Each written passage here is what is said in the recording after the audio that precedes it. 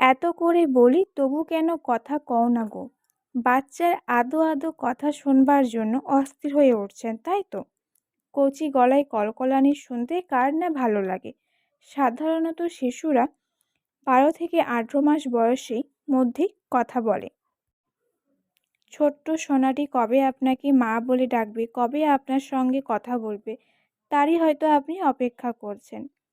জানেন কি, শিশুকে তাড়াতাড়ি কথা বলা শেখাতে একজন মাই সাহায্য করতে পারে।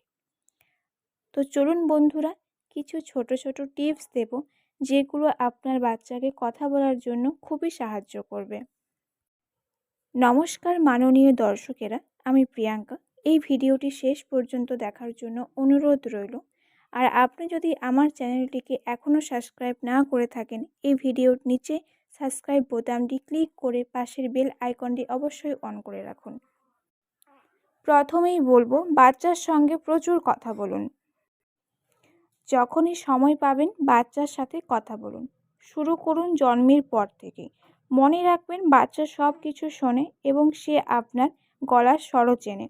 সুযোগ পেলেই বাচ্চার সাথে কথা বলুন। তবে যে কোনো একটা ভাষাতেই কথা বলার চেষ্টা করবেন।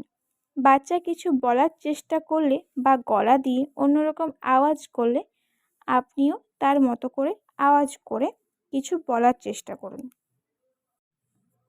গান করুন, ছড়া শোনান, ছবি দেখান।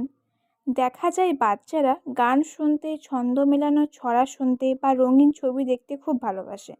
বাচ্চাকে আদর করতে করতে ছড়া শোনান, গান করুন, নানা রকম বই এনে ছবি চিনিয়ে দিন। যেসব ছবি শিশুর প্রিয় সেগুলো নিয়ে বারবার কথা বলুন। এতে বাচ্চা মজা পেয়ে আপনার দিকে তাকিয়ে থাকবে এবং শব্দগুলো বোঝার চেষ্টা করবে। বাচ্চার সঙ্গে খেলা করুন। জানেন কি, আপনার বাচ্চার সবথেকে প্রিয় খেলার সাথে কিন্তু আপনি। সময় পেলে বাচ্চাকে নিয়ে খেলুন। বাচ্চা যে খেলনা নিয়ে সবচেয়ে বেশি ভালোবাসে সেটা নিয়ে খেলুন। আপনার ব্যাপারে তাকে বলুন। লক্ষ্য রাখুন বাচ্চা যেন আপনার কাছে তার প্রিয় খেলনাটি চাইবার চেষ্টা করে।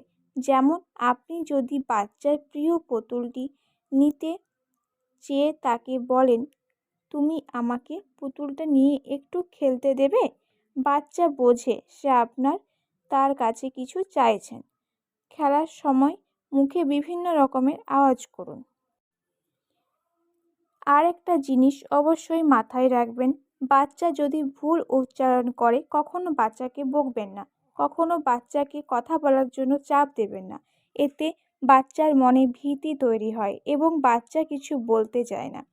কিন্তু বাচ্চা যদি বারবার ভুল উচ্চারণ করে সেটা কিন্তু প্রশ্রয় দেবেন না। আধো আধো বলিতে ভুল উচ্চারণ খুব ভালো লাগলেও বড় হওয়ার পর কিন্তু একেবারেই ভালো লাগে না। শিশুর সামনে বারবার পরিষ্কার উচ্চারণে কথা বলার চেষ্টা করুন। এবার বলবো, বাচ্চা কি চাইছে বোঝার চেষ্টা করুন। বাচ্চা যেটা করতে ভালোবাসে তার মাধ্যমেই যত বেশি সম্ভব কথা বলার চেষ্টা করুন। যদি আপনার বাচ্চা পুতুল নিয়ে খেলতে ভালোবাসে তাহলে তাকে পুতুল নিয়ে নানা রকম গল্প করুন এবং শিশুকে বারবার প্রশ্ন করে তার মতামত নেওয়ার চেষ্টা করুন। বাচ্চাকে একটু করে বাইরে ঘোরাতে নিয়ে যান। আপনি বাচ্চার বাবা মা বাড়ির যে কেউ কাজটা করতে পারেন। আপনি বাইরে বেরিয়ে শিশুকে অনেক কিছু শেখাতে পারবেন। বাইরে বেরিয়ে শিশু অনেক কিছু নতুন দেখে এবং তার প্রতি আগ্রহী হয়ে ওঠে। সব কিছু তাকে চিনিয়ে দেওয়ার চেষ্টা করুন। নানা রকম জীবজন্তু বা উড়ে বেড়ানো পাখিদের দেখে শিশুরা একটা অন্য জগতের সন্ধান পায় এবং নিজের আবেগ ও উত্তেজনা প্রকাশ করার চেষ্টা করে এবং সব কিছু চেনবার চেষ্টা করে। তো বন্ধুরা, আপনাদের ভিডিওটি দেখার জন্য অসংখ্য ধন্যবাদ।